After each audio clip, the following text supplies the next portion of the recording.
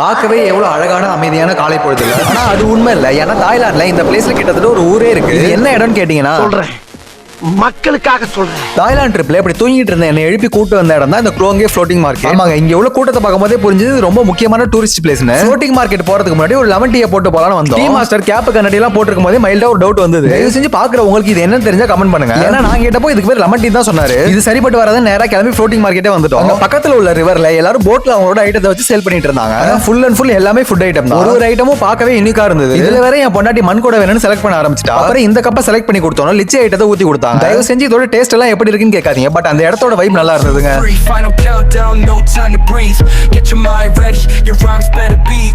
என்னதான் இந்த பிளேஸ் கூட்டமா நல்லா இருந்தாலும் ஓரளவுக்கு மேல என்னால முடியலங்க. சோ தேவையான பொருள்லாம் வாங்கிட்டு தனியா ஒரு இடத்துக்கு வந்துட்டோம். நான் என்னோட மேரேஜ்க்கு 10 பேர் இருந்தா பத்தாதான் கேட்ட ஆளு. ஆமா, எதுக்குடா இவ்ளோ க்ரௌட் கூப்பிட்டு வச்சிருக்கீங்க? பப்ளிக் மீட்டிங் நடக்கிற மாதிரி இருக்கு.